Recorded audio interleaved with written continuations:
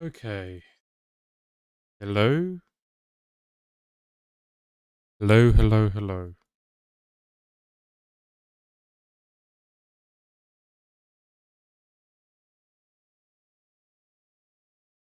I'm just going to see what music I would like to listen to before I dive in. What do I even say? Well, we'll get to that in a second.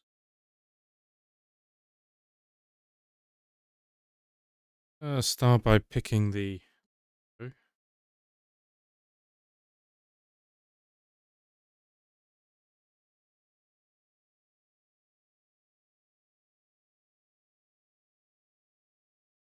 something to help me concentrate.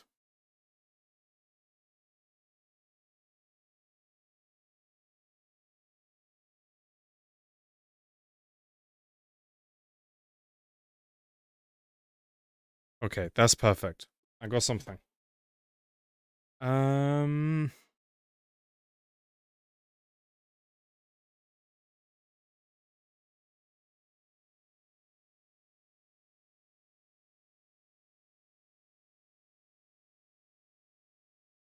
Okay, are we all good to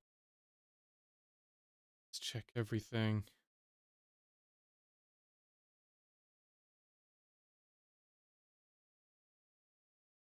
Still got to restart my computer for some things to work. Um.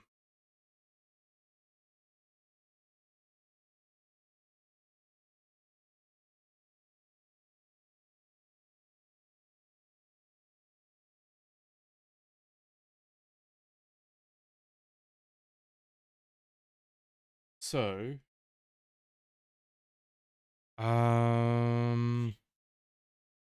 getting my bearings. I okay, so that's linked up. Okay,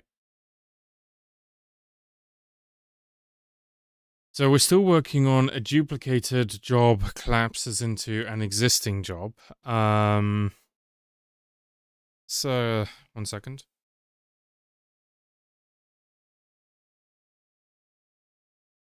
We fixed the bug in the query at the end of the last session, and I had to implement the same bug for the other engines.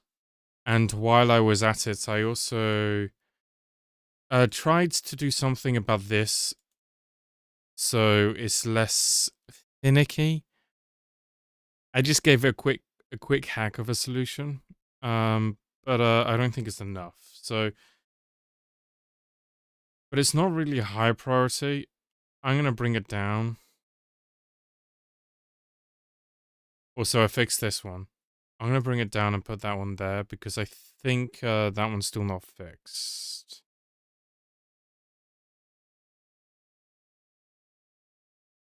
This one I think is fixed actually. You just need to use the up-to-date LSP. Need to make sure that I'm sharing the right screen. Yeah, everything's coming through. Okay. Oh, that's literally this one duplicated. Mm. So this one's fixed. My code has a bug, but it still has the same bug, as a matter of fact. This is a fresh execution of the test, and you can still see it's still failing. But I'm not too concerned because I didn't actually, because I knew there was the bug coming up, I didn't actually put my brain into linking this up to work. Now, one thing I didn't do, which I really wanted to do, was sit down and investigate, close others, what I can do in the long term with Golang lint CI to be a bit more helpful with exhaust struct, because I think that's once again what's causing this issue. Now, I'm pretty sure it's going to take me probably 5 minutes to actually solve it, so I'm not actually concerned, so to speak. I'm pretty sure I just didn't plumb it down. So if we just follow the plumbing, it should be obvious. However, I do have to spend time on making that better. One of the things I want to know is how much code actually is this thing?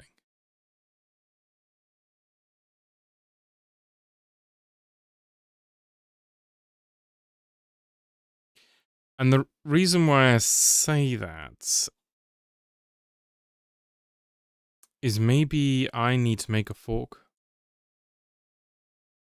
I know no one will use my fork. That's not the point. It's not to improve it. But it's to personalize it to how I want this tool to work.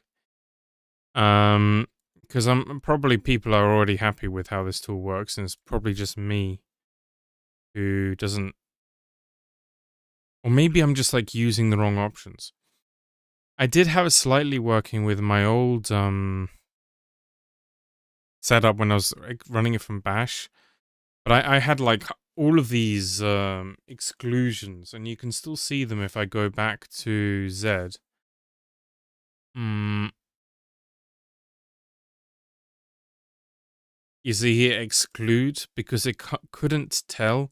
I mean, I understand the ES build related stuff because I'm vendoring ES build, so I can forgive it for me needing to exclude that. But some of these other things are not ES build related. Surely that's my own thing there. I don't know why I made an exception there. See, it says here 3 months ago, but these exceptions long predate that. Hey Tops, how's it going? I'm currently about to get stuck into my worker system again, and I'm talking about how I'm not happy with how my linter is working, because I'm pretty sure this error here is an error which is going to take me, 5 minutes to solve, but if the linter worked properly, it would have been instant.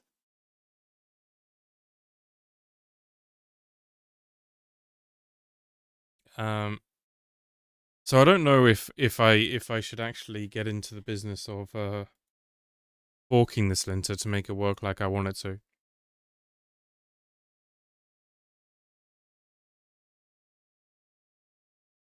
It's not that big. Now the problem with that statement is that could be deceptive, and the reason is because it could mean the fact that it's not big makes it difficult to implement what I want to implement without implementing a lot.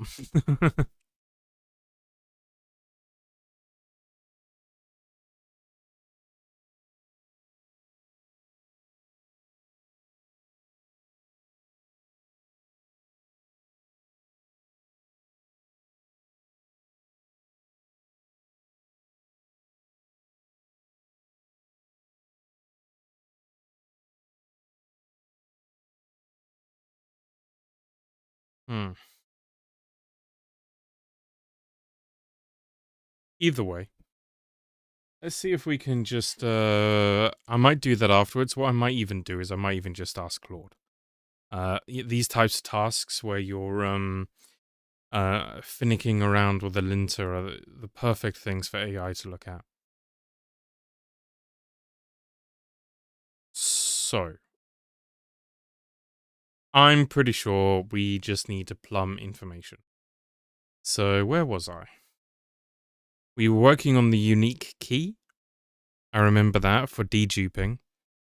And the purpose of that is so if there's a network hiccup or anything and someone accidentally re-triggers the same job, it doesn't cause 2 invocations. Well, I guess you could say it's 2 invocations, but it's the same execution.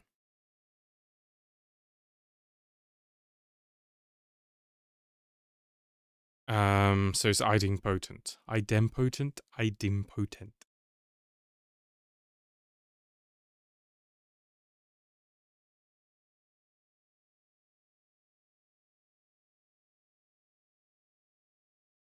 Let's have a look. I need to start doing some comments. I'm getting behind on the comments.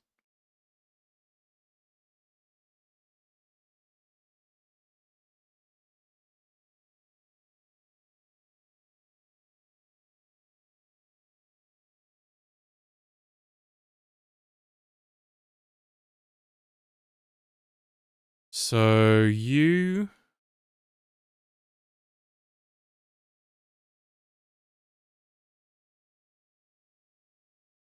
come from here.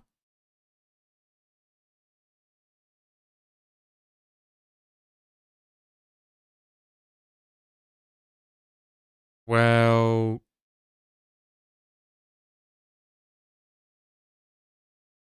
this is already an error. Because we're meant to save that to the database.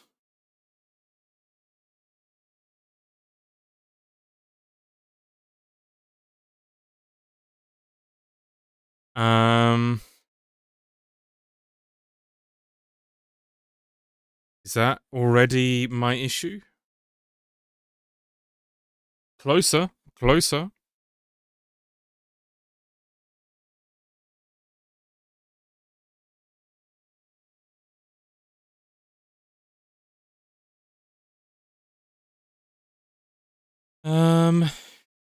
Closer.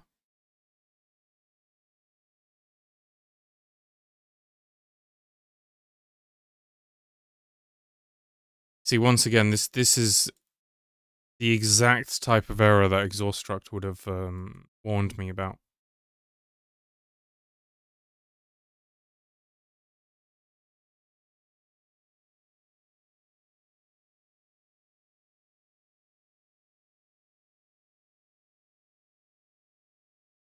What I'm wondering...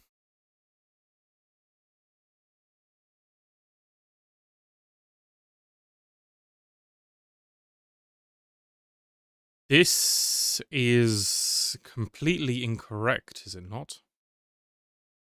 It has to be a unique index. And the same for...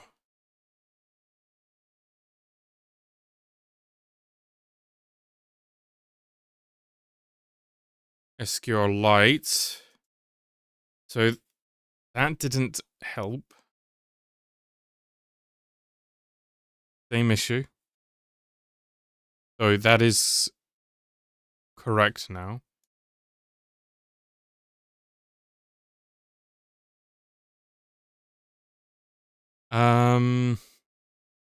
We might need to start from the beginning.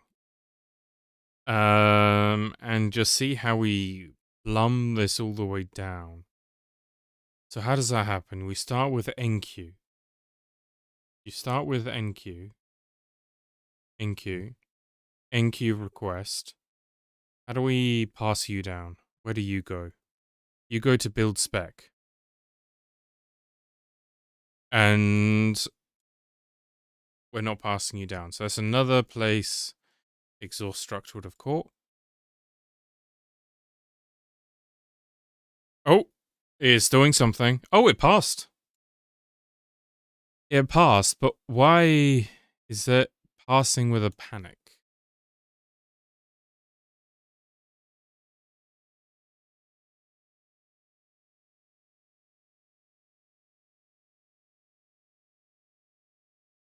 Is it a panic or is it non-positive interval for new ticker? That's got to be another exhaust struct issue.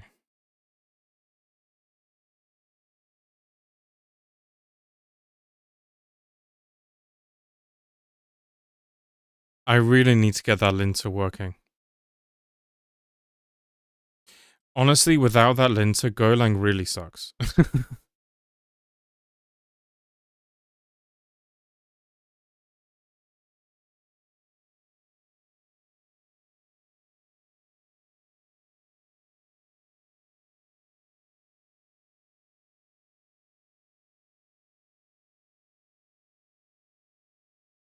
um...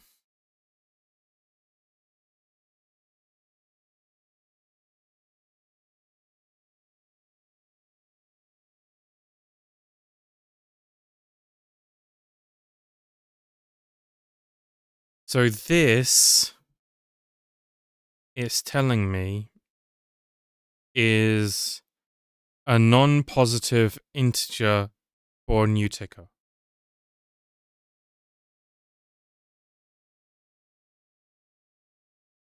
My test WDK worker.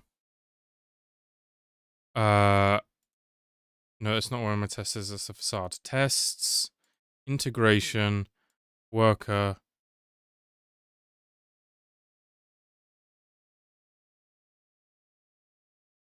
Dedupe test. Debug.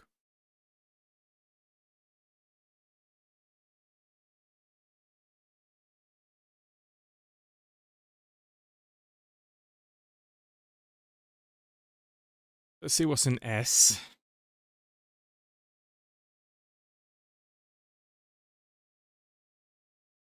Promote interval is 0. Let's go over to frames. Let's go up the chain. This promote interval is not being passed down. Or it's not being set.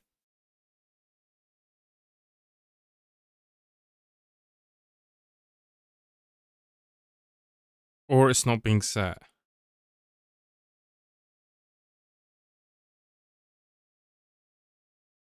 It might not be set. It may not be a plumbing issue. It may actually just genuinely not be set.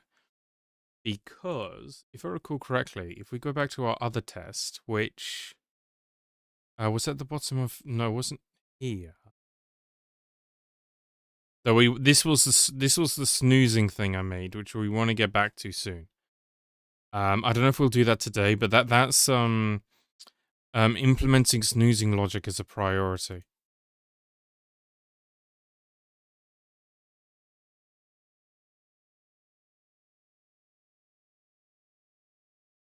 With promote interval. I have a suspicion. That I don't have a fallback default for this value working. So if we let you die,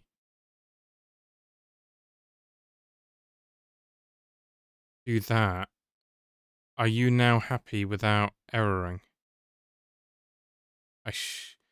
It says okay, but I'm not going to run it like that because I can't remember if the test harness works properly. Yes, it works fine without erroring. So we don't... do we not have, like, default promote interval? Is that not a concept? Default promote interval.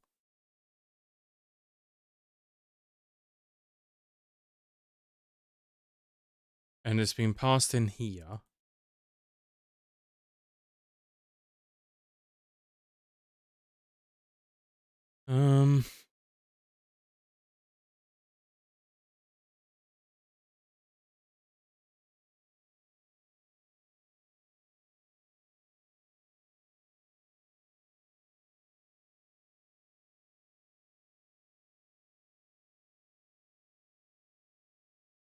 Well, here you go then. This is the problem. Promote interval as such. So to validate, we have taken away... No, we haven't yet. So we're going to take away this. And let's see. A moment of truth. Perfect. Okay.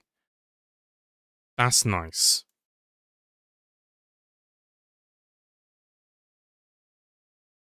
So everything is tidy.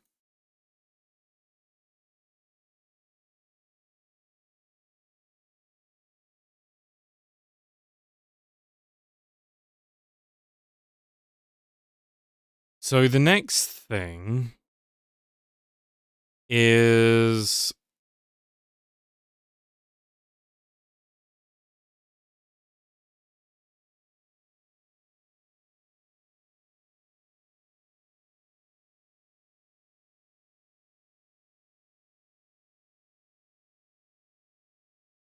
what we need to do is to not everyone will want to give us a string with a key. We might want to infer that from data. So, for example, the arguments. Even though obviously they could assemble that themselves with obviously sprintf quite easily.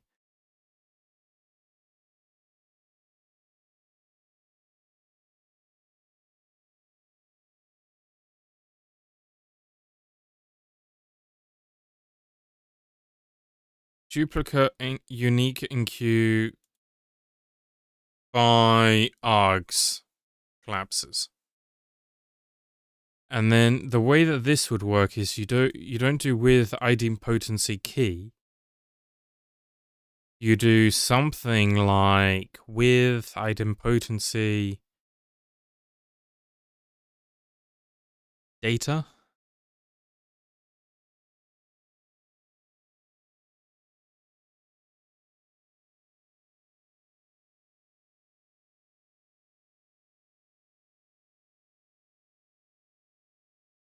With idempotency by.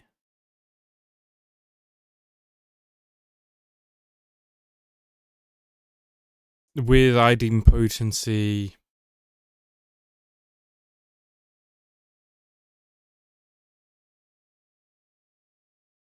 by. As such. And then you would say something along the lines of, I want you to make this idempotent by worker dot, and then my enum explaining how I want you to make this idempotent. So something along the lines of unique args.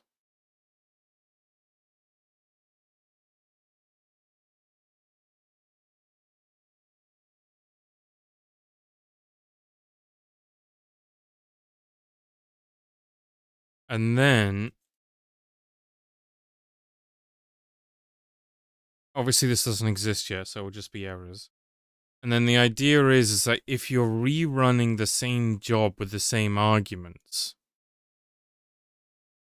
then you probably want it to collapse in on the other one. Obviously, it will only do this if you tell it to, right? So it has to be an explicit opt-in, because obviously a lot of the time you will be rerunning something with the same args.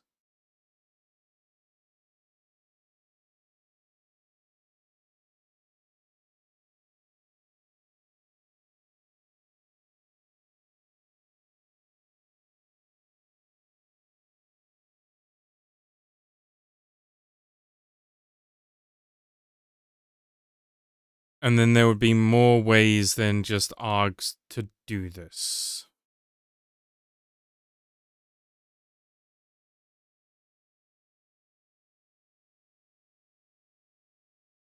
I don't know if anyone would ever do anything other than args, but obviously we could support other things.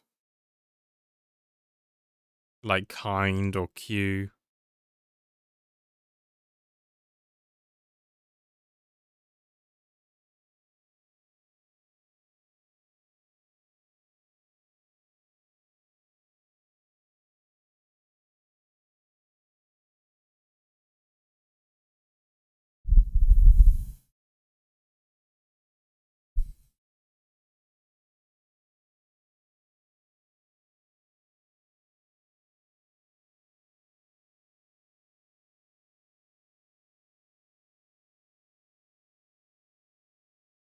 And what I could imagine someone wanting to do is to be able to pass in a window.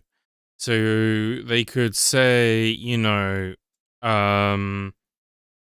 if I've given you this job in the past, I don't know, 1 second, don't repeat it. So then it will repeat jobs if they're spaced out, right? So if like you post a job in a week's time,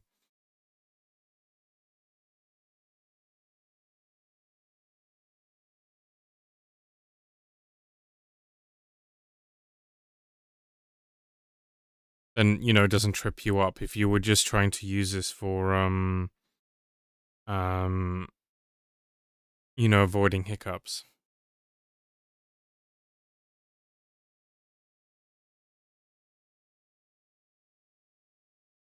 Okay, I think this is what I want to build.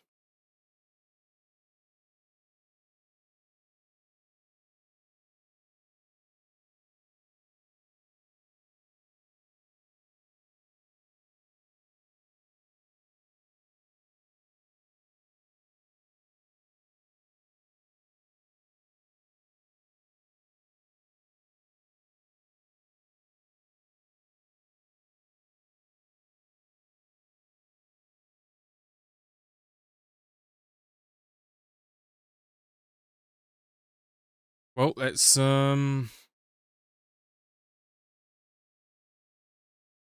and crack on with it then. So, worker DTO, we're gonna have to create our enum.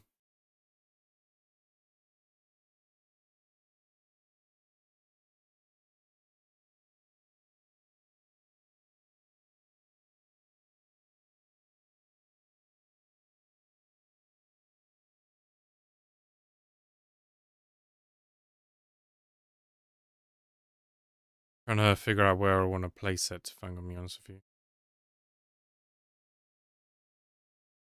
Let's call it, let's just make a new file, scope.go. Let's grab all of this.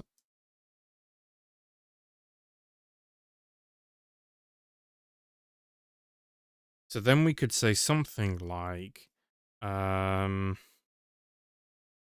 type unique scope string.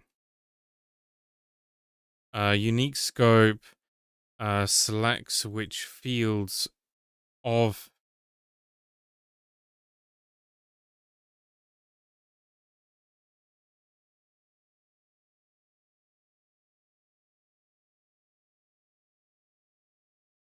an enqueue that we hash of an enqueue that we hash for identity.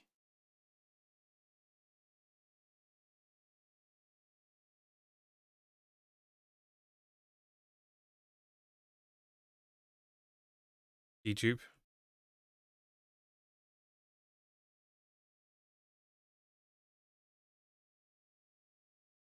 Const unique, let's say unique args. Let's say unique args. This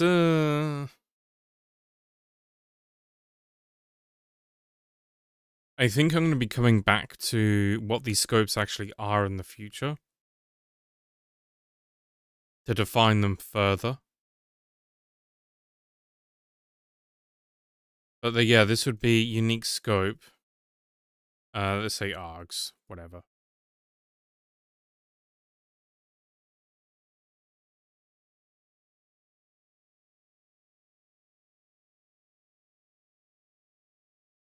Dedupes on, let's say, dedupes on kind queue and the JSON serialization of the args.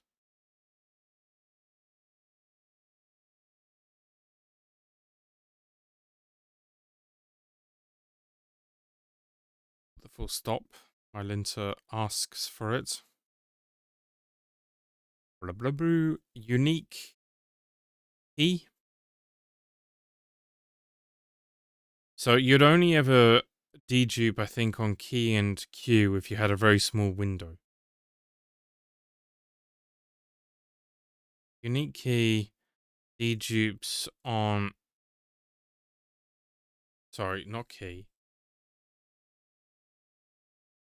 Unique Q.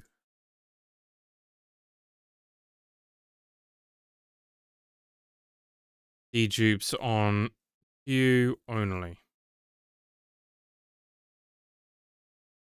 And then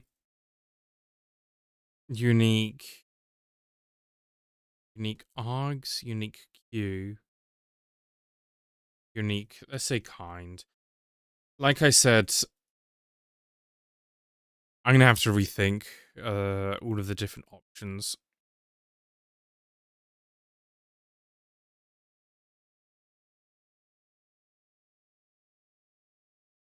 I think the main reason why you'd want to dedupe on these is if you just want to manage pressure on a or Q on a kind, and you may make the window just like milliseconds or a second.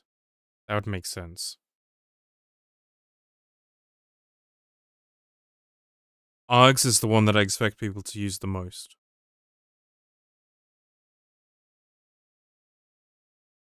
Anyway, it shouldn't say key here. It should say Q, and it should say kind.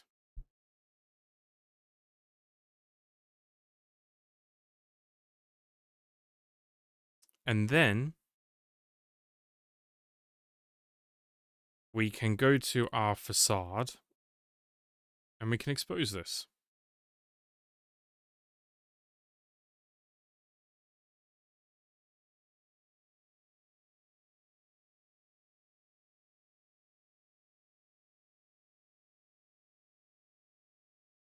Worker DTO unique.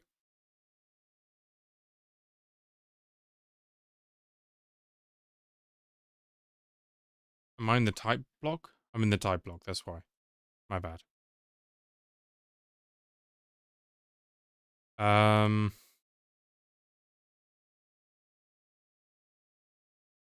Unique args.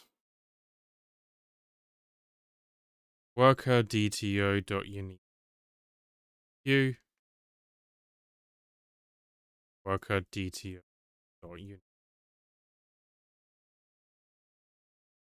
And then let's take this opportunity to expose this.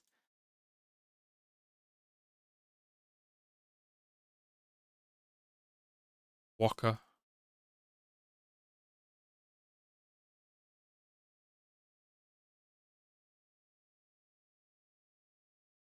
Okay. Which should then allow me to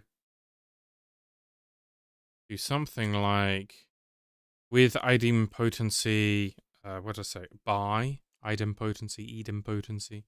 I think I say it differently every single time I say it.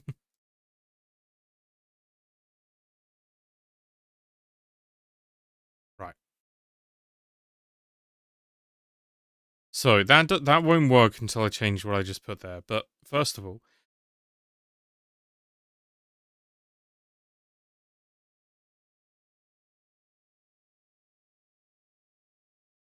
yeah, that's... Oh, I wanted window, didn't I? I wanted window. And instead of key being a string, I can actually enforce this. Unique scope. And then in here, we'd say worker DTO unique scope window time dot duration.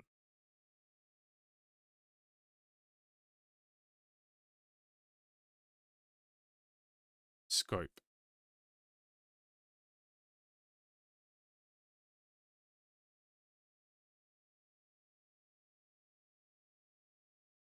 Scope window. And now the test should be there's no type errors here now. So now we just have to wire it in. So how do I want to do that?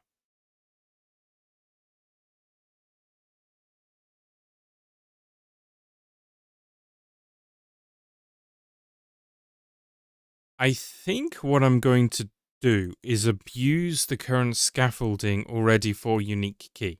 As I said before, they could say sprintf that themselves, but I could do that too for them.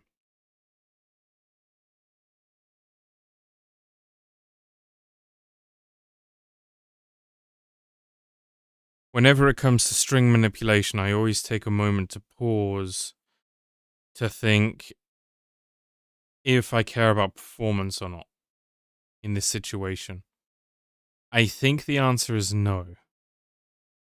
I think if you're creating a job, you don't care if I'm going to create an allocation or two in order to create the job.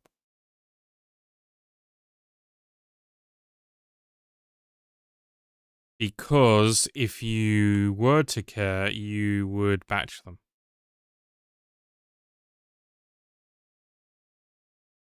So that's all to say that I shouldn't concern myself with. I'm going to leave the error there until I figured out what I'm doing. That's all to say I shouldn't worry about the allocations that string manipulation cause here. I don't think. Until someone complains.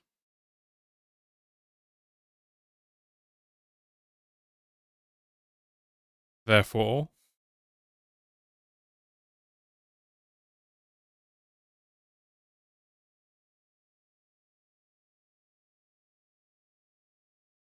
what we would probably want to do is just have some sort of function that we're going to have to create, like unique key for scope, window, and then the request, where we can look to create the scope. And then that will just return a string and we'll use the same scaffolding. The only issue is if someone was to try to do both functional options, it might have unintended consequences.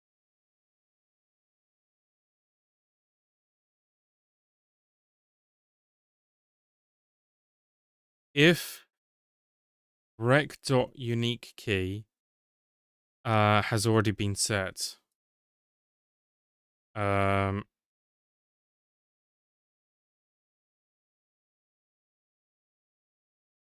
logger domain from PTX. Wait a minute, I don't even have a content. What am I doing? Log.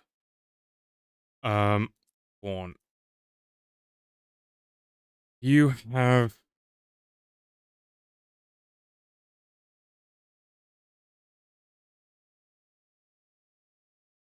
idempotency key.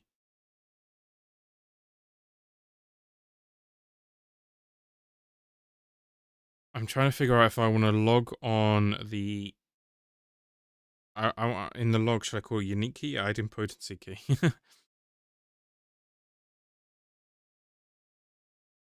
Unique key has already been set. Did you try to mix and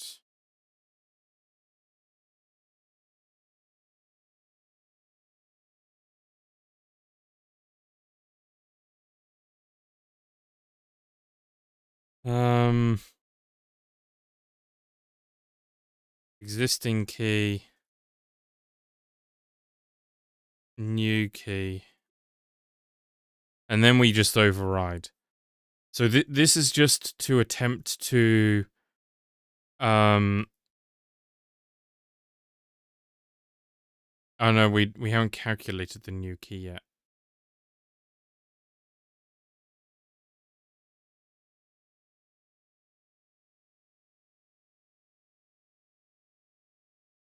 New key.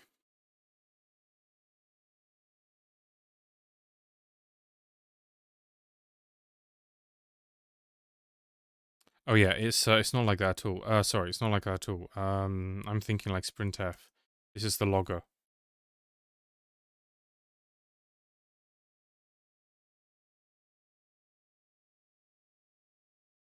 Logger domain dot string. Yeah, this is nicer. Existing key.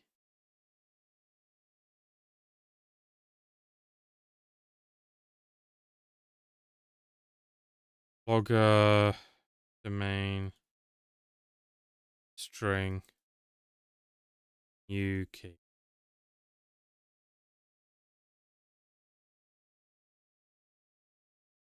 Because otherwise we risk someone thinking that they can do both, and then not have the outcome they envisioned. Because it's going to override. So if someone starts by just setting the unique key, like this, and then tries to set this, then they might be confused why the behavior isn't as they wanted. Alternatively, the other method I could do is I could just merge in an existing unique key into this.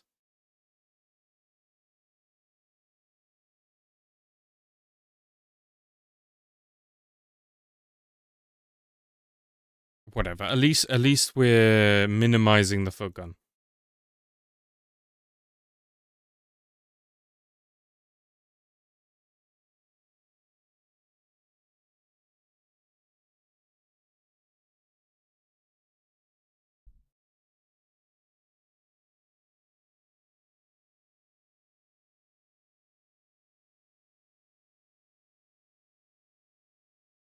So let me do the split right. This will be all the way down at the bottom because it's a pure function. Unique key for scope, unique scope, window, time.duration, and this will be request worker DTO enqueue request. And then it returns a string. So that makes you happy here. Perfect. Make this wider. Unique key 4 builds the stable dedupe token.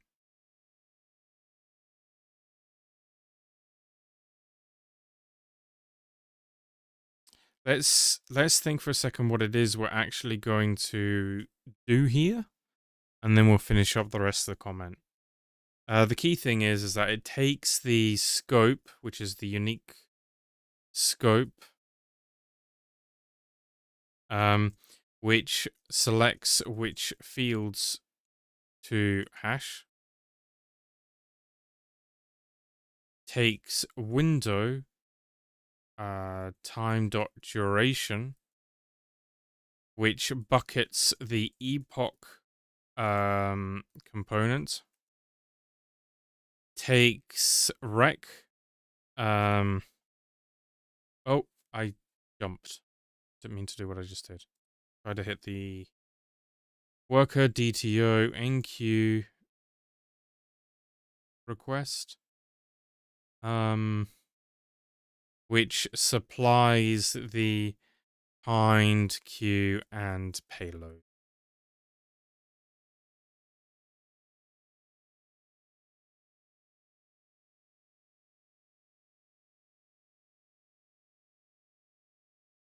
I might hash this.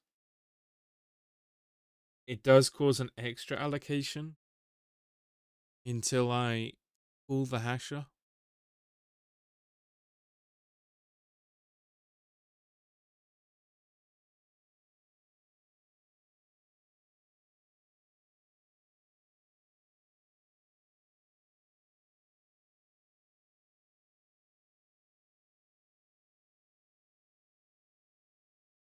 I'm going to have to encode it in some way. Because I don't just want like a massive JSON dump as a key.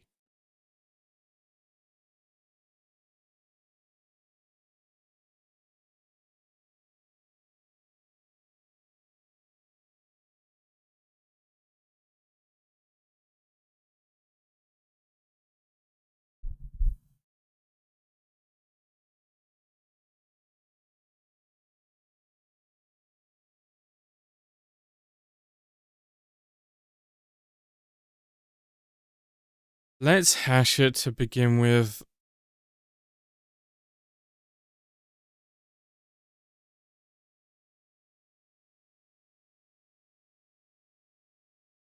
I'm trying to think if it should actually be something like FNV or XX hash.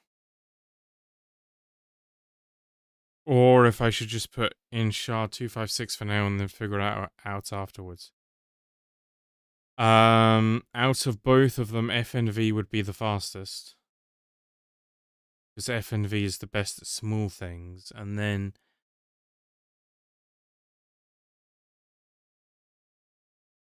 it depends how big the payload is, actually. Because XX hash, if the payload was too big, XX hash would be faster. I believe I have both available in this project.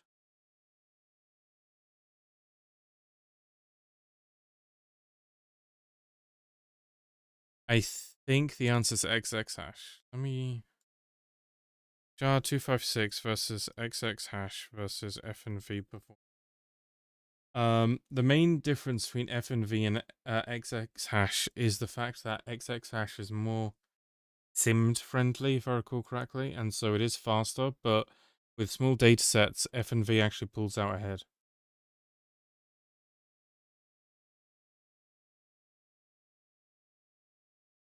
It's deceptive when you look at the performance in gigabytes per second, because that's obviously if you're doing a big dataset.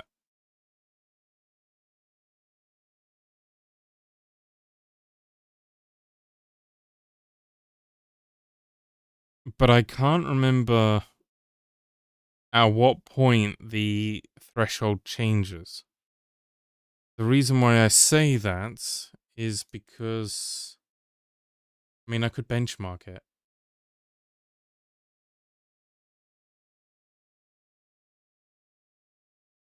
I could benchmark it. Golang FNV versus XX hash.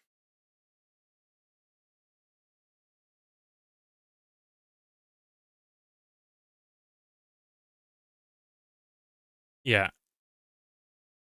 I just want to know roughly the ballpark figure when it oh,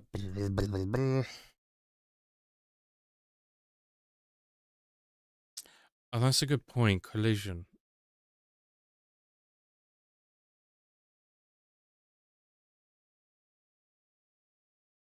Because SHA would be better to avoid collision. So the question is this a point for a performant hash or a reliable hash? What's the difference in collision? Probably all wrong. Collision rates between FNV and XX hash SHA-256, and at what point roughly in KB does XX hash outperform FNV?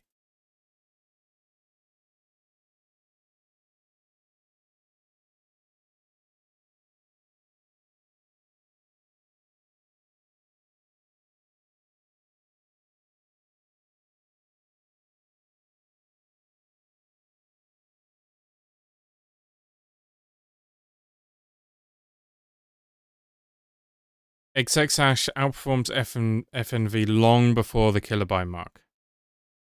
Typically around 32 to 64 bytes of input data.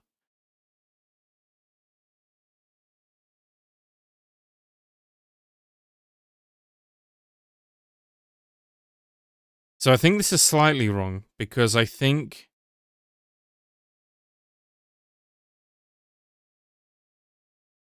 I've benched it before with slightly more than 16 bytes and FNV pulled ahead.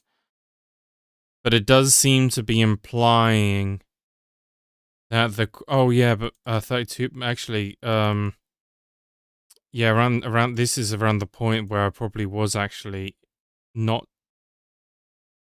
This is probably the point where I was getting a large the largest I was getting with FNV. So maybe we want to use XX hash.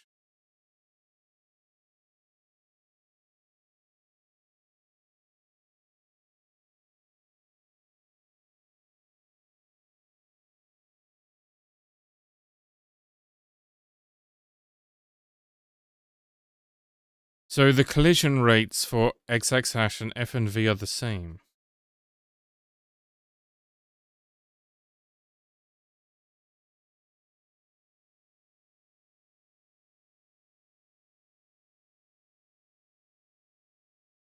Why does it say different?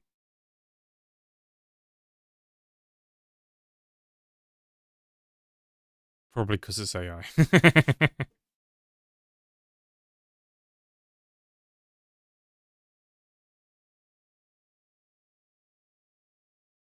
I don't understand. This one's 1 in 264, and this one's 1 in 264, and then they're saying that the other is a lot higher chance. I'm thinking of doing XX hash. I can always change it. I can always change it to SHA if it turns out to be insufficient. The question is, though,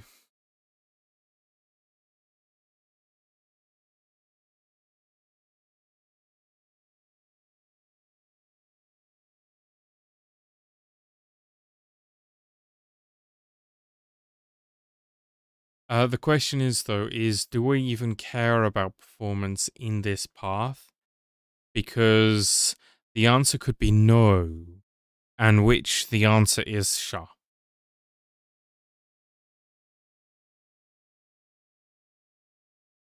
Which is now making me lean towards SHA.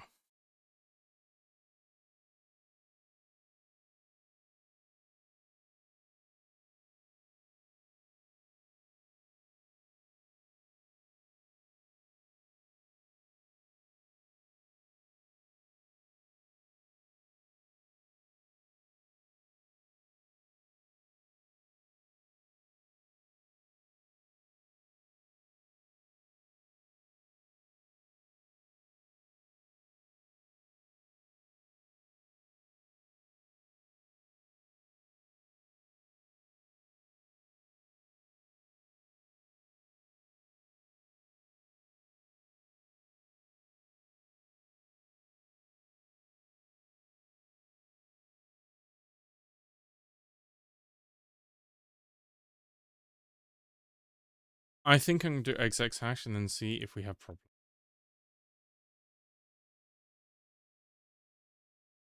How does it work?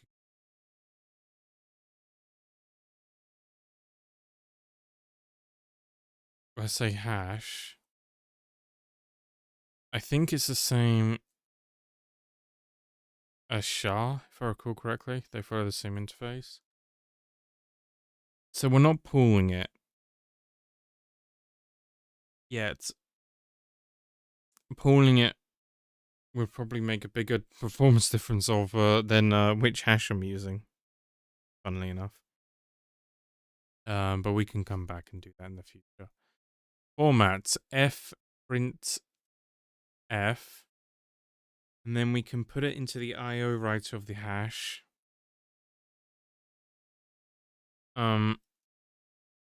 So how do I want to structure this? Scope equals string. Bam. Scope.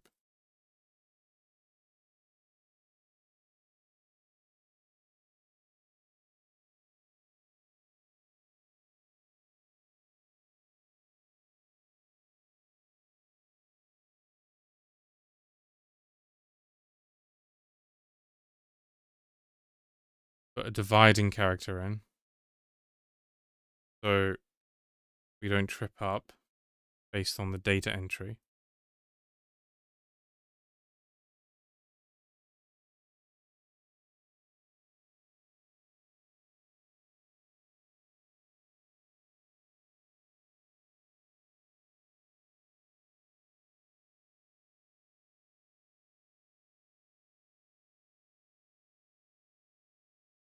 Epoch.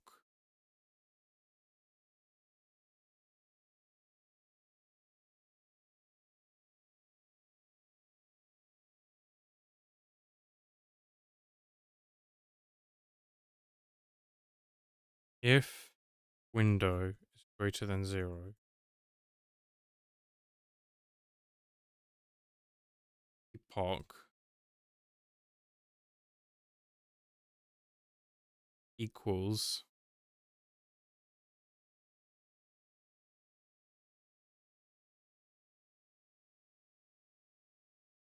let me have a think about what logic I'm actually doing here. The hex of the XX hash dedupe token.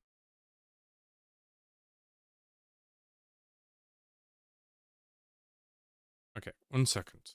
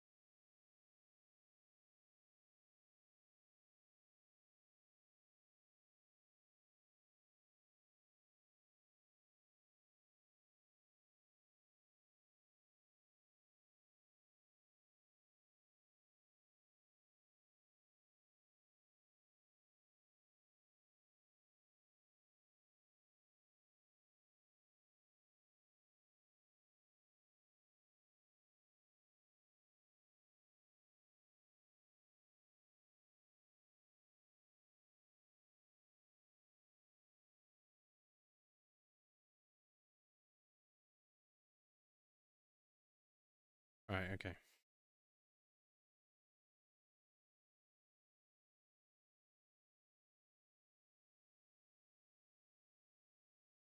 All right. Okay. Okay.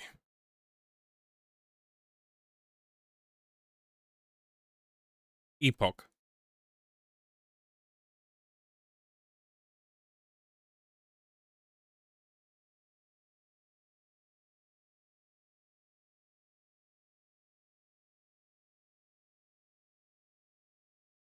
I need my clock.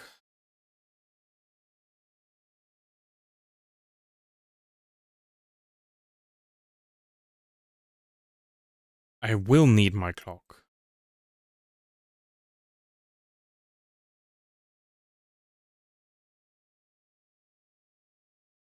Or window.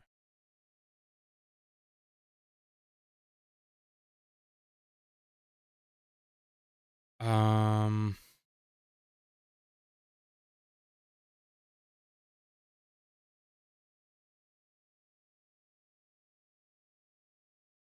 I'm remembering how to do this wrong.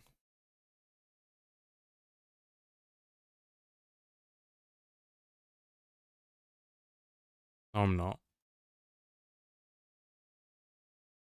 What am I? Okay. I should have just hovered my mouse over and it told me that it was just a type issue. Okay. So that will be our epoch. And we want another null division character. Scope, epoch.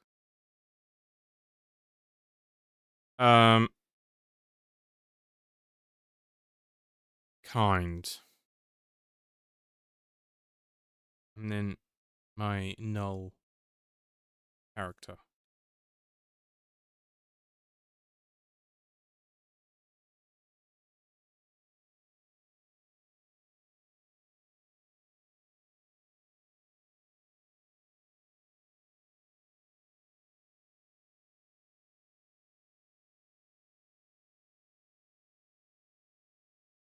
No, we don't want to put kind in there yet. So we'll do this. Scope and epoch. If scope equals unique args, then format f printf hash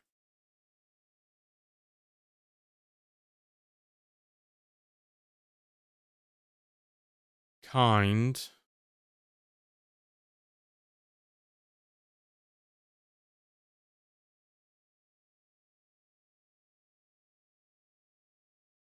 rec.kind.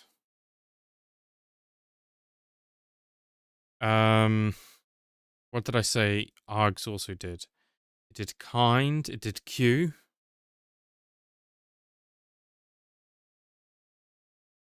And it did payload.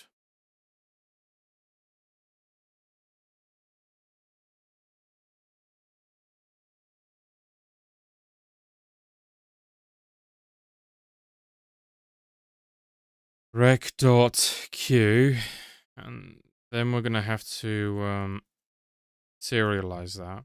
We'll do that in a second. Yeah.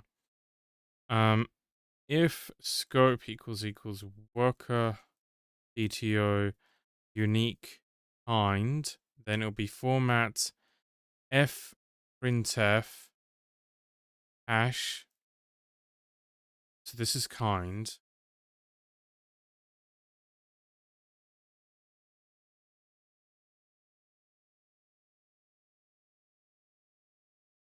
I'm thinking that, like, it always does kind. Like, if you do unique Q, it actually does kind too, but I don't know. Let me think about that for a second. Hold on. Return hex dot encode to string hash dot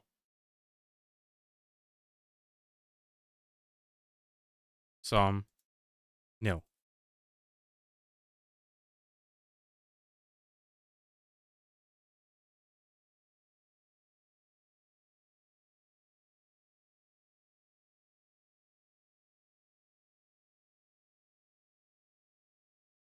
Var decoded. Map string. So we're gonna try and serialize the JSON. Well, sorry, not serialize the JSON. We're gonna serialize the payload.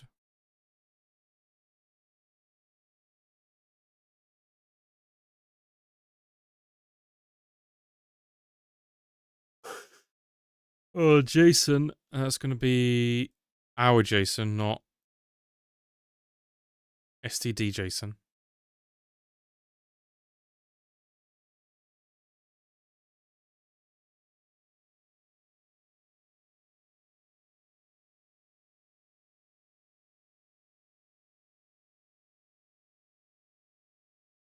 Mm-hmm.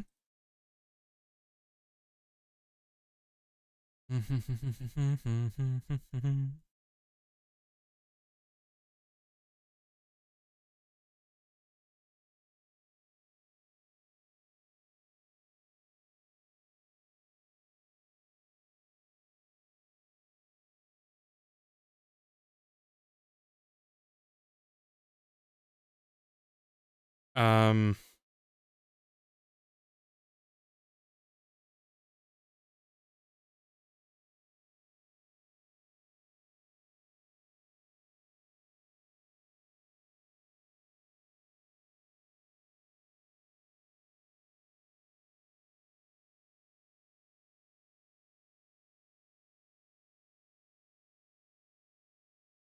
Am I doing this wrong?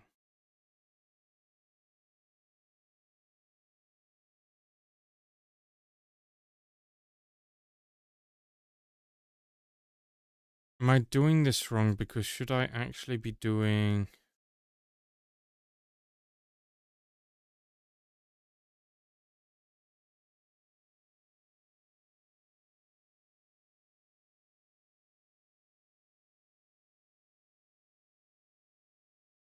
and writing the payload this way?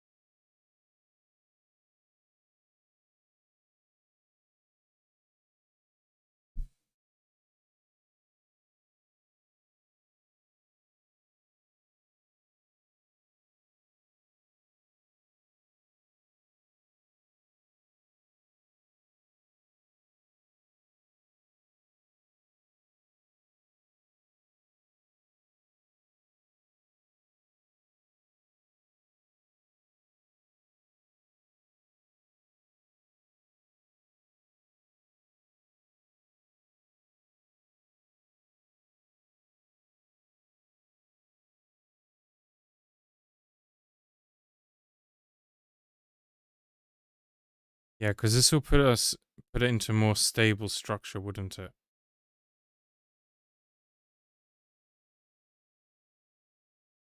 Oh, sorry, what am I doing? You used to it like this, don't you?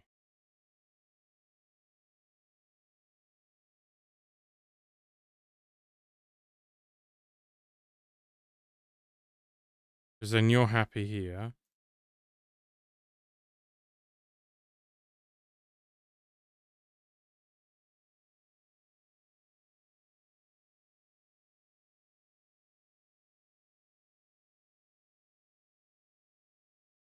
Do we even want to handle errors?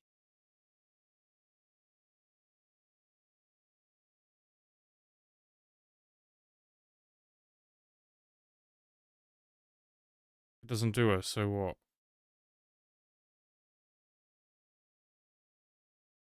Not like it would error, would it? It would just wouldn't do anything.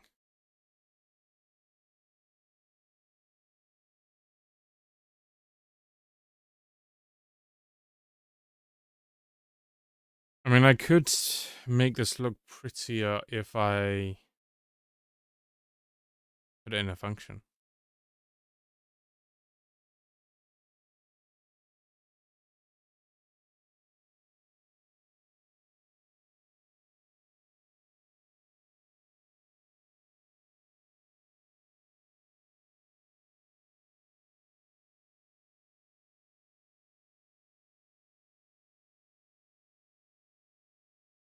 I mean, I could just pass this in directly. I was just thinking that it'd be tidier just to put it into...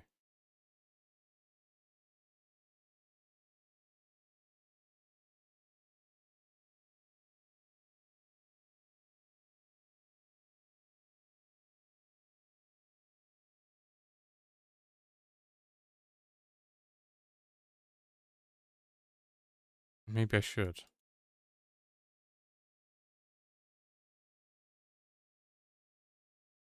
Like that. I was just thinking it would have been prettier to put it in a more stable structure.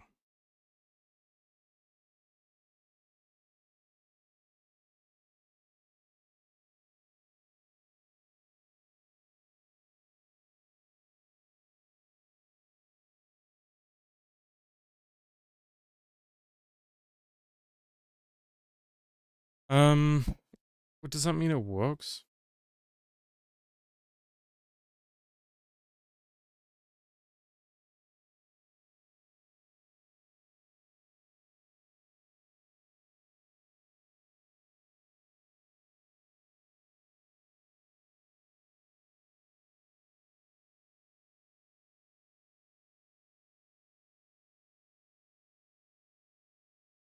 Um, oh yeah, because I just got rid of that.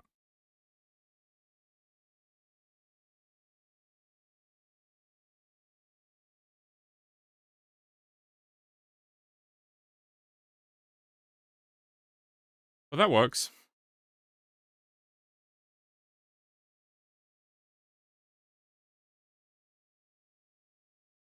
So much commenting to catch up on.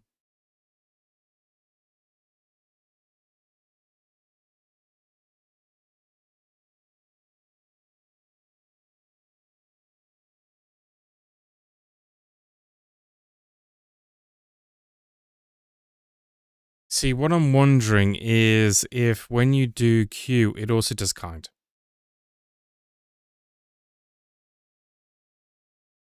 Making this a bit like this.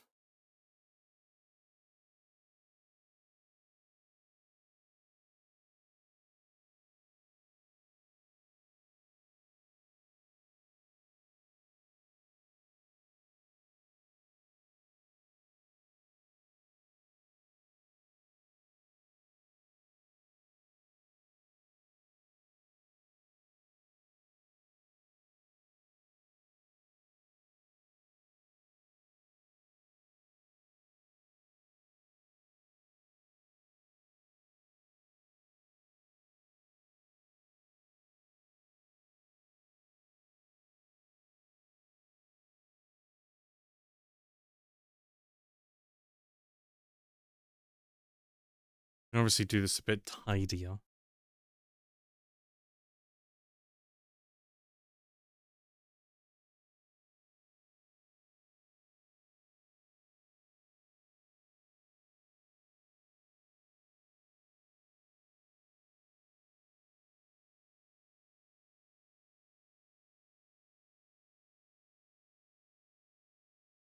Sorry, what am I doing?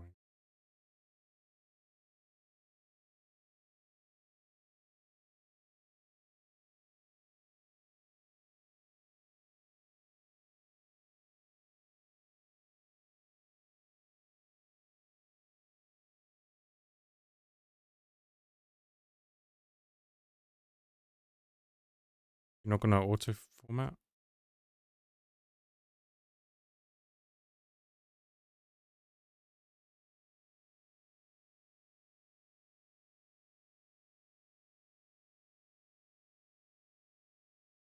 Default, whatever. Class.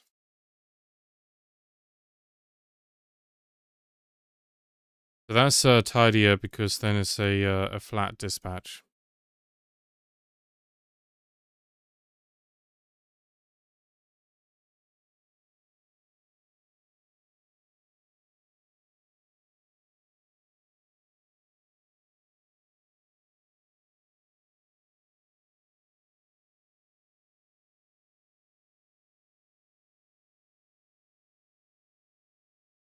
I'd like to prove that this is working without just taking its word for it. Like, I'd like to actually. Do I need to prove anything? There's nothing really to prove, is there?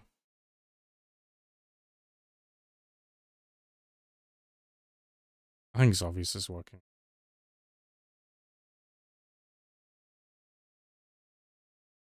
There'd be no reason why it wouldn't.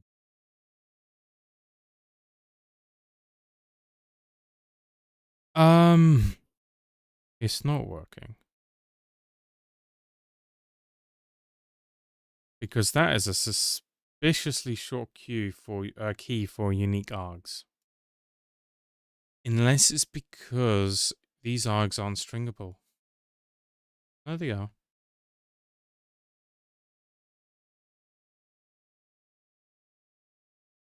Well, maybe we're not working. Maybe what I was doing before to add structure was actually the right thing?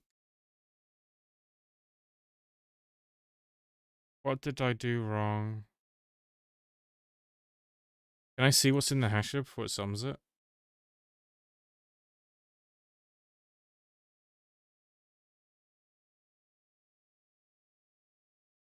Unless that is actually just the hash. It just seems very tiny. Viciously tiny. Maybe that is actually just the hash. I mean, it's what length is XX hash?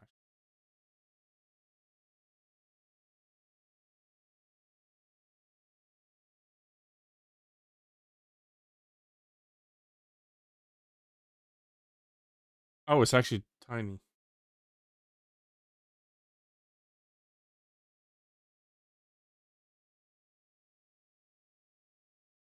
Am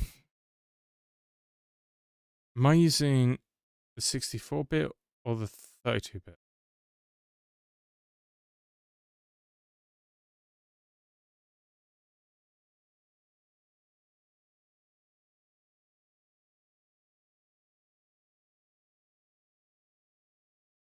Probably 64-bit.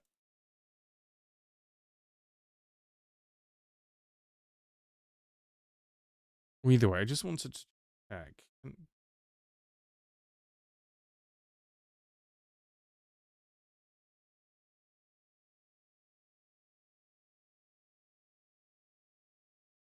Okay.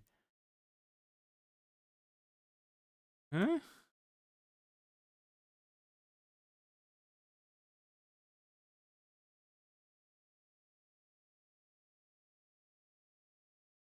I'm wondering there's a little bit of corruption in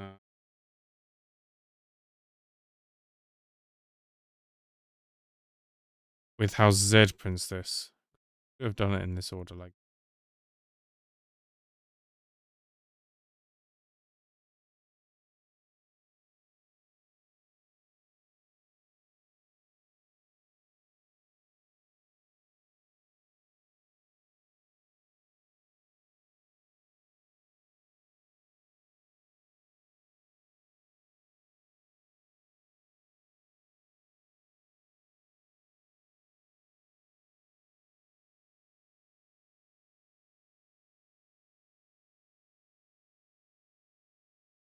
Did I do something wrong? I can see the JSON in there nice.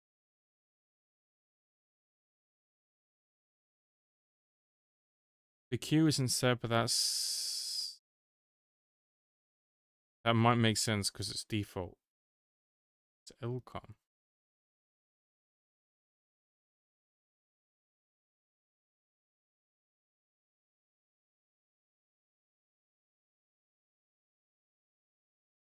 Copy value. Eh?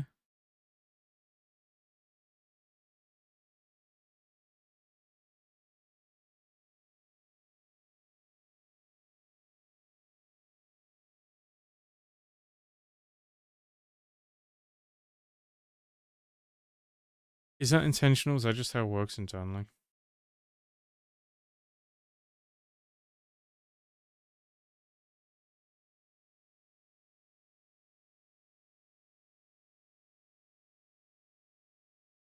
I might have a read up on how xxhash actually works underneath the hood afterwards. But I think it's fine. Okay. So we've done that.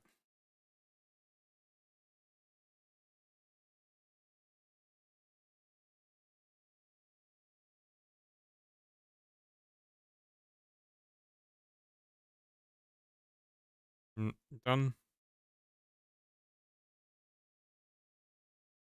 And I need to add a new thing for us to do now, which I'm thinking. If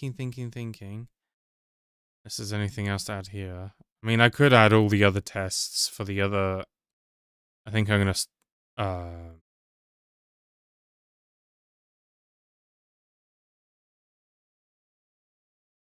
avoid that for now. So one thing we didn't do is job priority.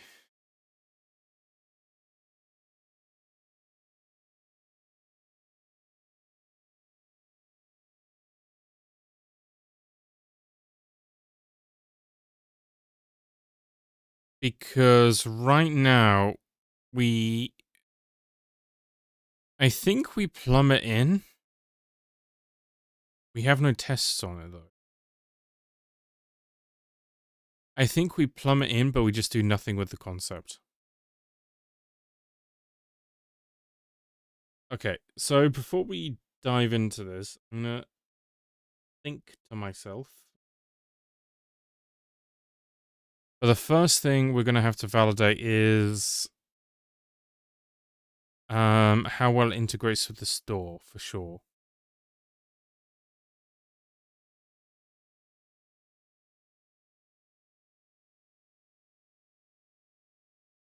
And test store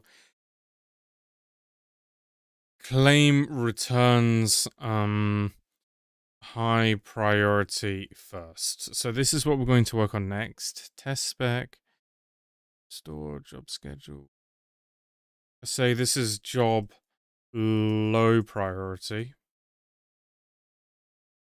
We don't care about this. But what I do care about is actually setting the priority. So priority. Let's say worker DTO dot. We don't have the enum yet.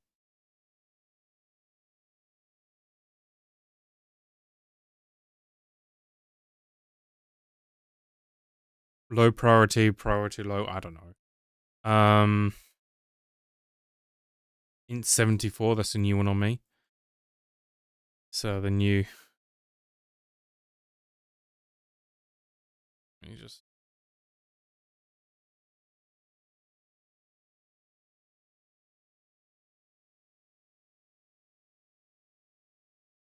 New high priority.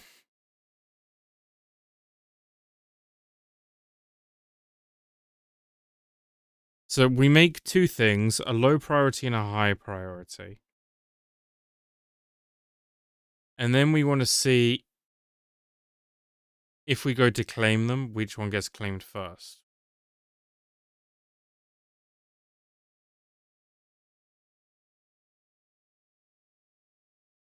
So we won't repeat the word spec here. Let's just say low, high.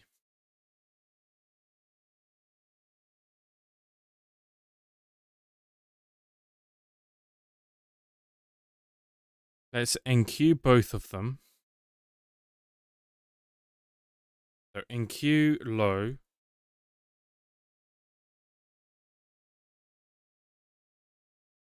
Enqueue high.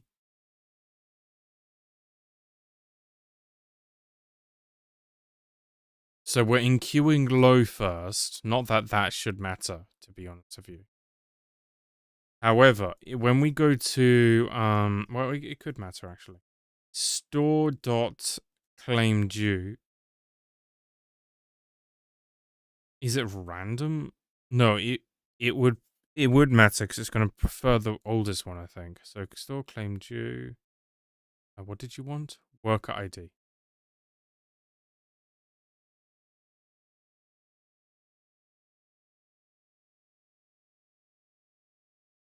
I've forgotten how this works.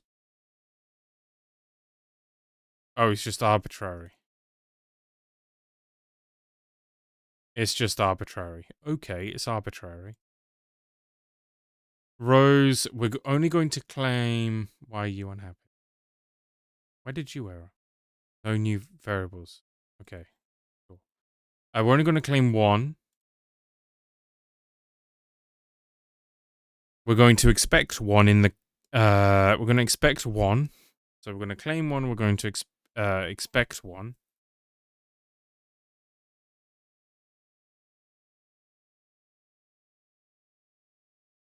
And the one that we do get, we're going to ask it, what is your priority?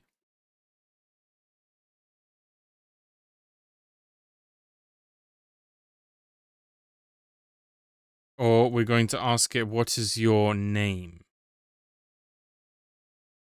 What's your ID? Oh, no, yeah, okay. Well, let's do ID. Want high priority job first.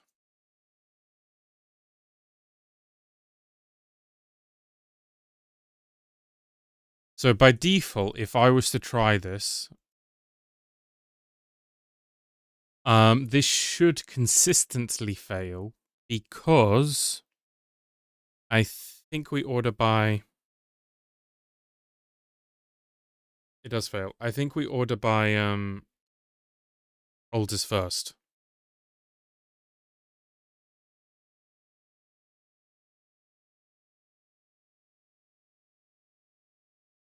So we're gonna dive into this. Let me have a little break and then we'll do this.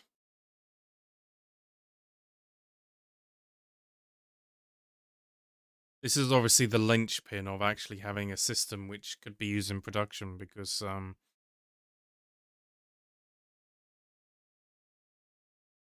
without being able to say things are high or low priority, you're stuffed.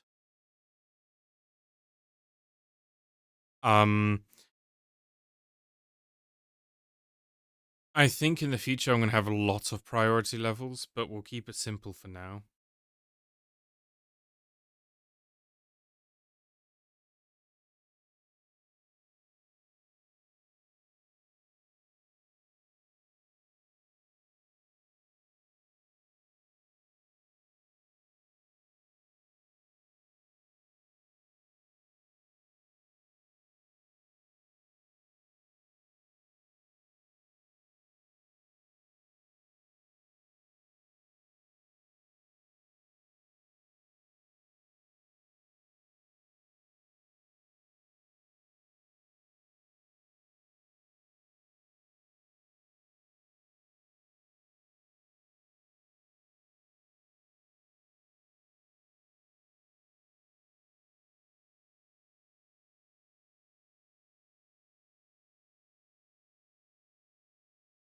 A small break.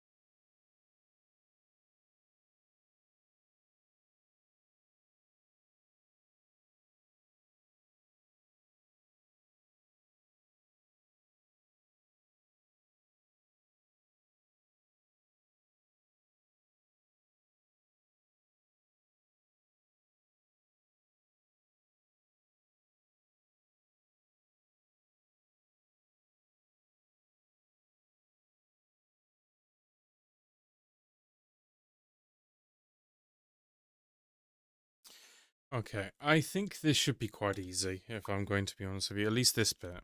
Providing I plumb it properly, but I actually think this might already be plumbed in. And so it's actually just a question of... Hold on. I say low priority is 1 and high priority is 10. Does it work already?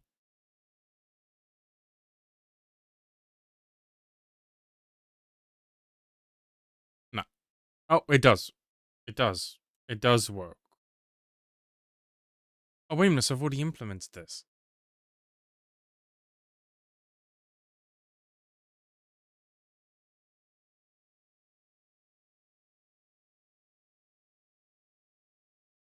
Ah, have I though? Because I don't think there's any mechanism in place for you to be able to... So it's already there functionally. I think it's not there in the facade.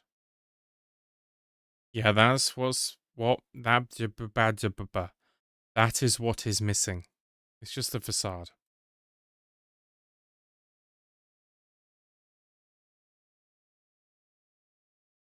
So I just don't expose it. That's all it is.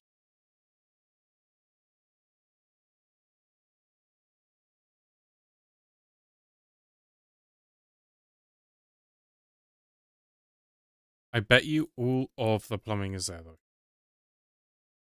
With priority.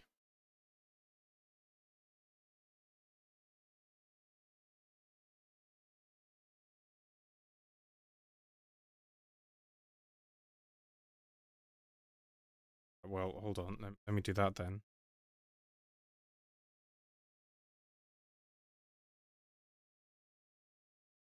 And then we go to the facade and we will just say with priority.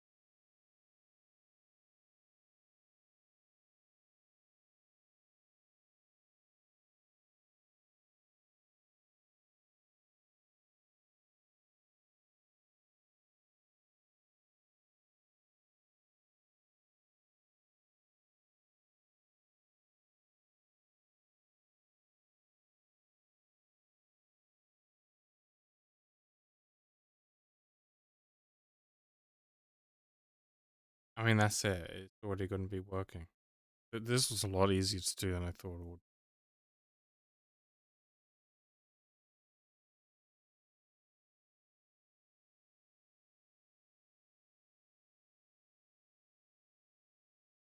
Just that we just didn't have the plumbing in place.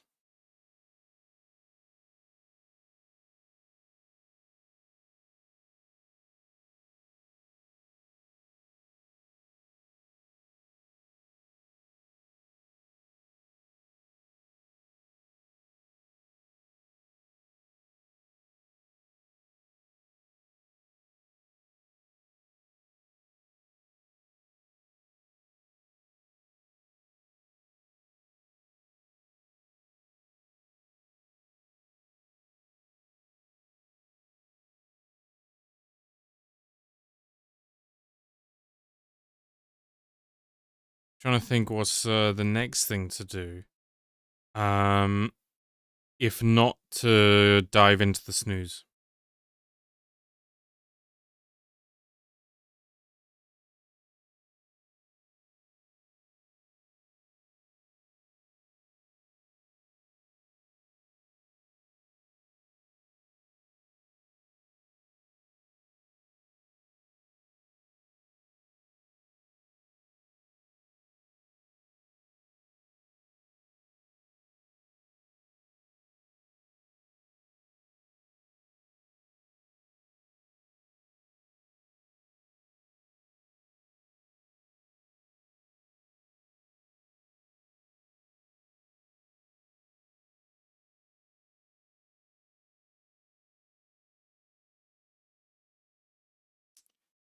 I might even cut the stream short today. Um, maybe go for another half an hour.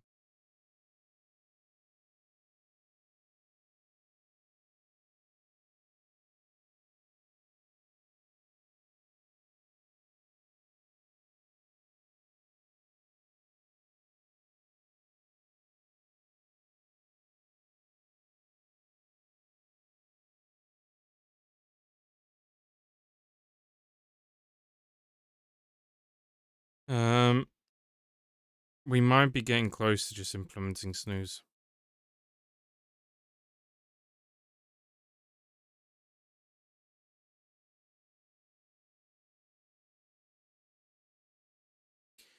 So I know one of the things that I have in one of the other work systems I have is a heartbeat system. Because what you want to do is reclaim jobs that are lost. And a heartbeat allows you to know that a worker isn't lost.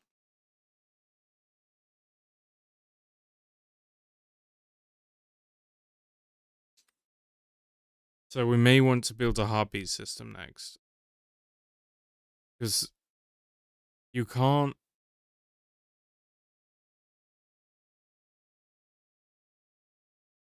distribute across nodes if you don't have a heartbeat.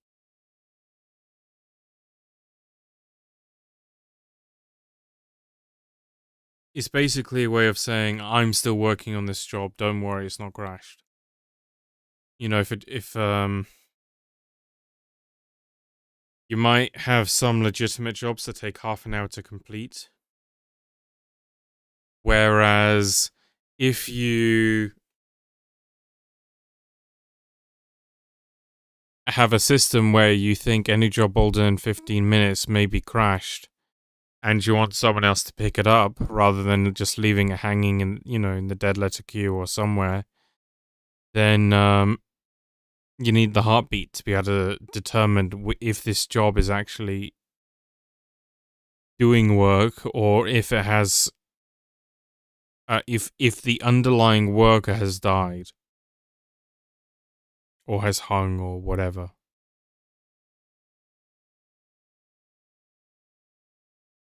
So it may be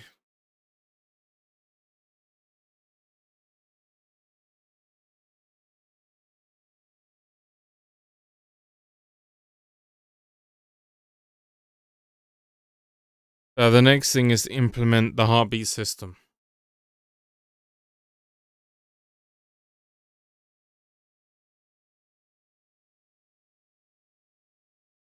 I don't know if I have the energy for it right now. I'm trying to put off snooze until I feel like I've gotten all of the fundamentals in, because I was getting overwhelmed when I was going to do some snooze before. Or thinking of all of the downstream consequences of the decision. And it just turned into like this fractal graph.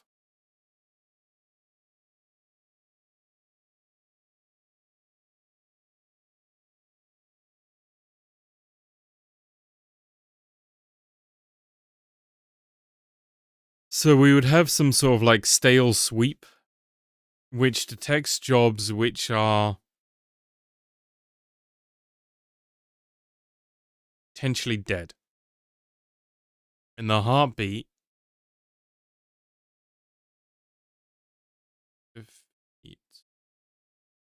stale sweep. And the heartbeat. Yeah, so I have a stale sweep looking for potentially stale or zombie jobs for someone else to be able to take over and pick them up. And then the heartbeat will say, no, wait a minute, this thing is actually doing something.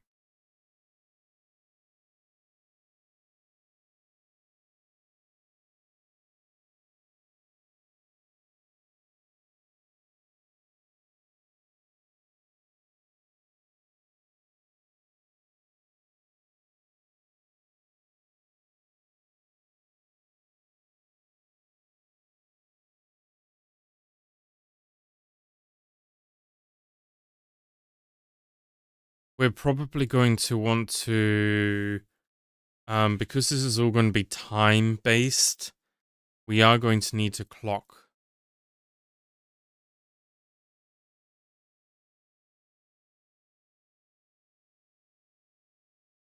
Time dot date.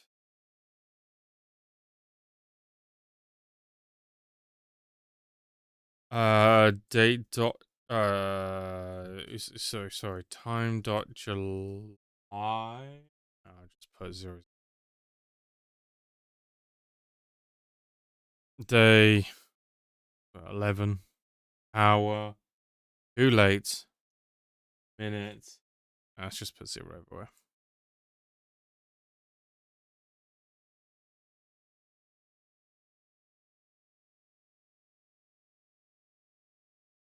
And this will be time.utc.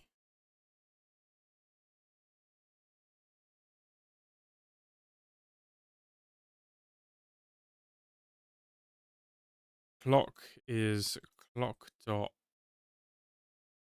mock clock now.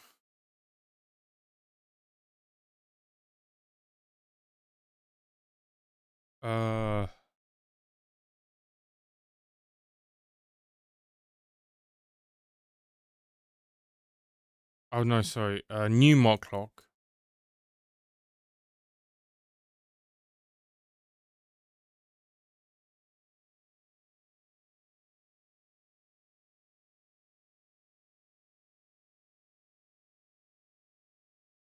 Oh, that's new store. Oh, and that okay. Let's whatever. New store with clock. Clock. Clock dot. Really, they should all be with.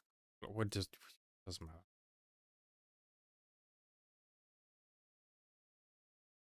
Where am I? I've lost myself.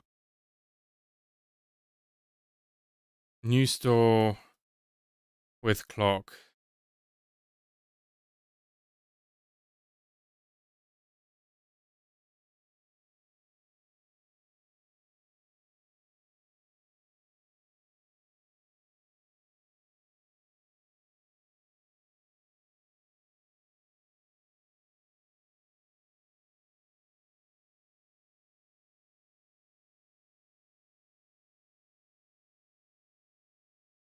And then we have our pending spec. We don't need to do anything fancy with it. Store. So let's say this is the slow job. And let's just say this is, I don't know. Billing. Charge. Once.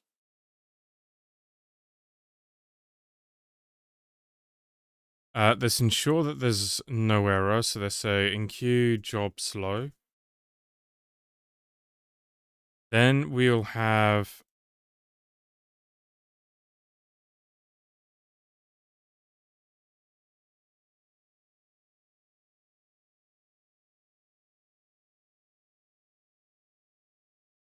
I think of how I'm actually going to implement this.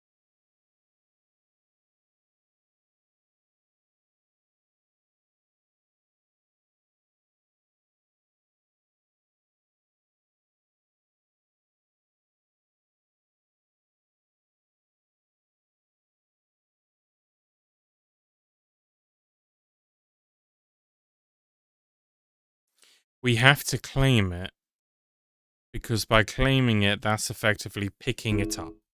So that starts the process of it being claimed by something, right? So now it's been claimed. So we created the job. Now it's claimed, and then this is where the time will start from, because the worker would have, in theory, started to process it.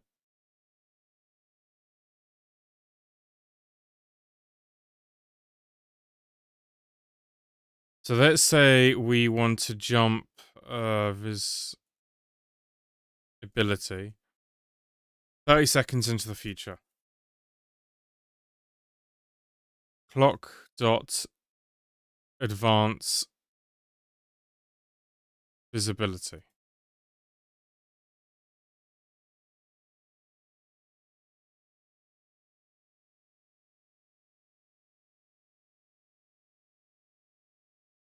Let's go not entirely into the future, but not at the end of our window.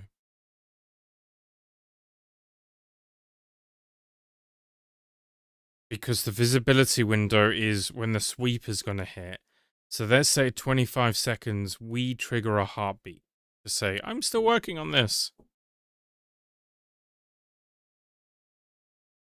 Visibility window.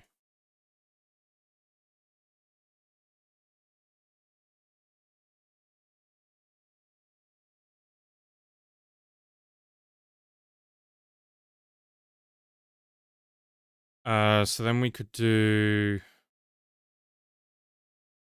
So we don't have the concept of the heartbeat yet, right? This is where we would do it.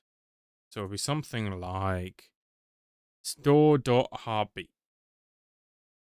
We also don't have stale sweep either, though. Oh, we do have the ability to get stale jobs. No, sorry, that's reclaim stale. Let me just remind myself what I did here. Probably a few weeks ago.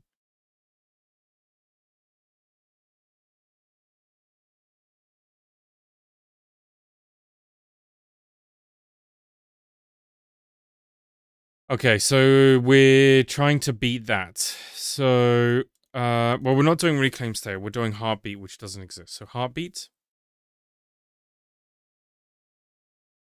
And let's say heartbeat wants probably the context.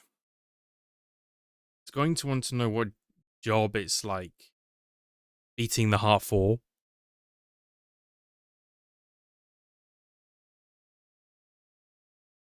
And we'll say that we'll say what node it's on, because that node is saying, I'm still working on this.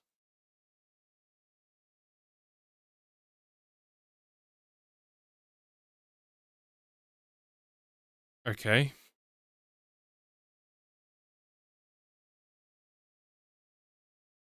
And then we'll try and reclaim stale jobs, but this one won't be stale because the heartbeat just reclaimed error. Store.reclaimed stale context older than visibility window. I probably want to advance, don't I? Another 5 seconds.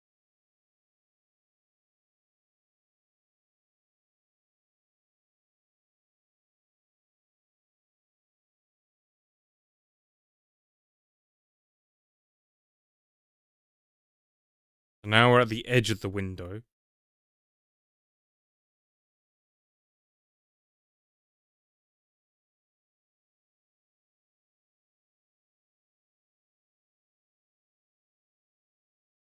Yeah.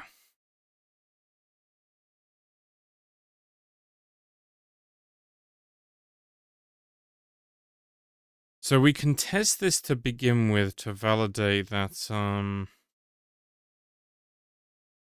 they require no error, T error. reclaim stale. And then we could validate that nothing has been reclaimed. Expected is 0. Actual is reclaimed, right? The heartbeat reset the age clock.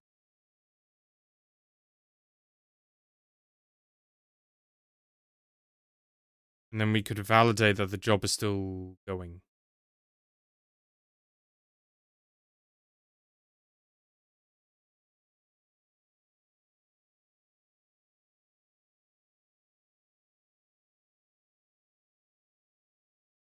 Job slow.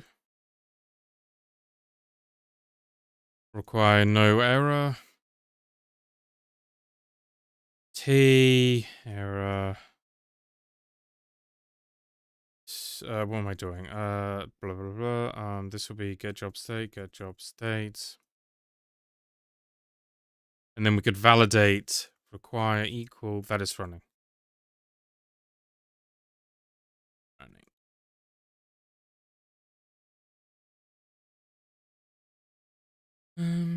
State.status. A heartbeated row is not reclaimed. So right now, if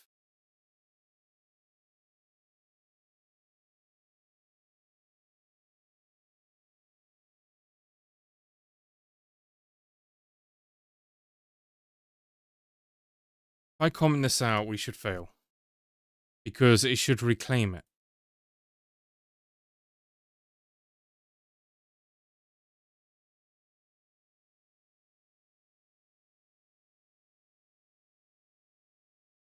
Yeah, you can see, I expected it not to be reclaimed, and it was reclaimed. So it was reclaimed, right? And so we need to build this logic, this heartbeat. So when you go to reclaim stale jobs, it's is considered to be fine.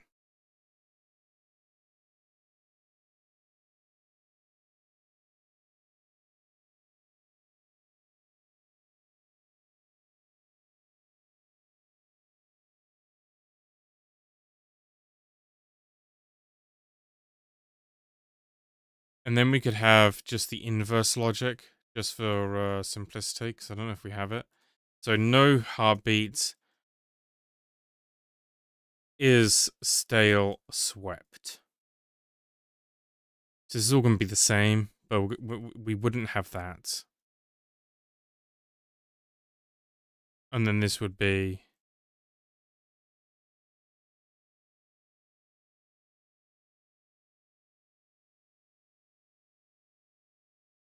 an unheartbeated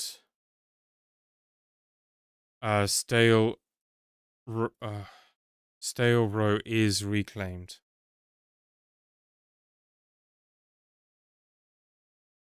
Let's call this job dead, just to be more explicit.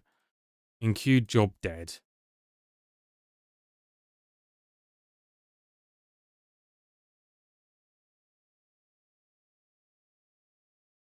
And then it would be pending, because this will never get to running. Did I do this correct?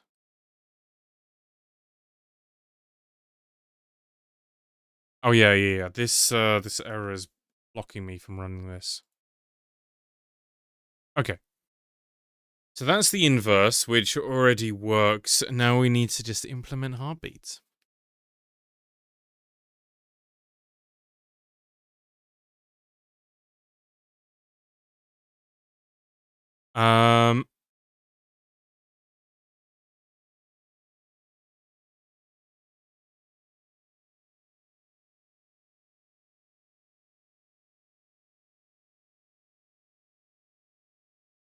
Like I said, I don't think I'm going to do this now. Heartbeat.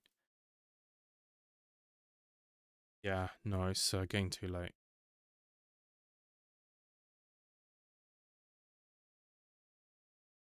But it's like something like this, right? And probably we want to be able to batch this. Heartbeat, many. What do I call it? Do I call it batch or many? How do I word things? Many.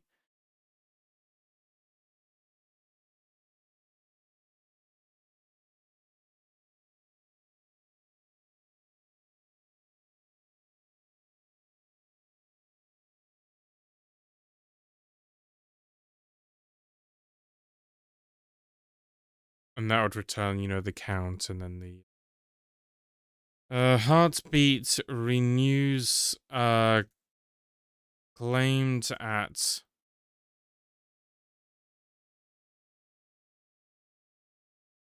time on in-flight uh, jobs to avoid being swept up as a stale job.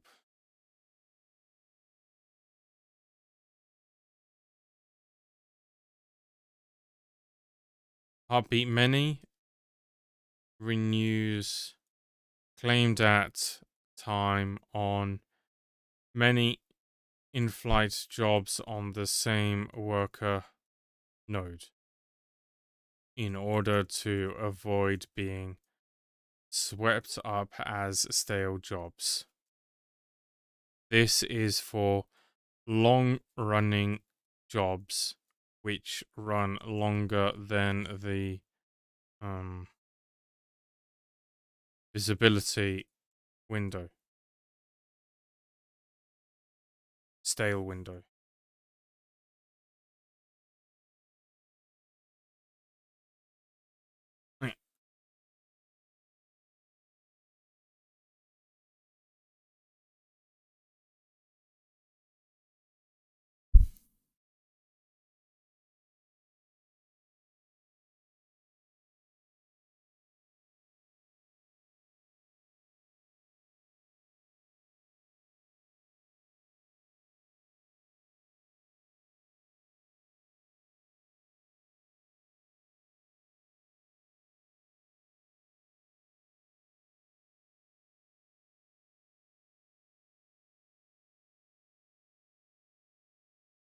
Um, I'm thinking this is what I'm going to do tomorrow. Link up the heartbeat system.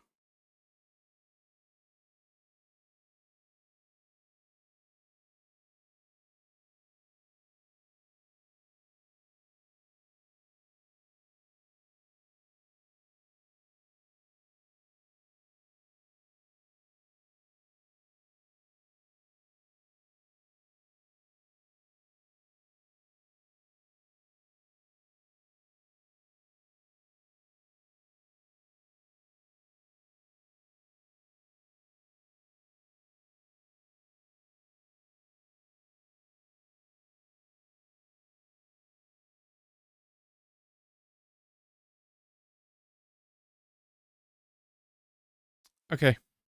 Well, I'm going to call it early today. Thank you to I Love JavaScripts for the follow. I appreciate it a lot. Thank you very much.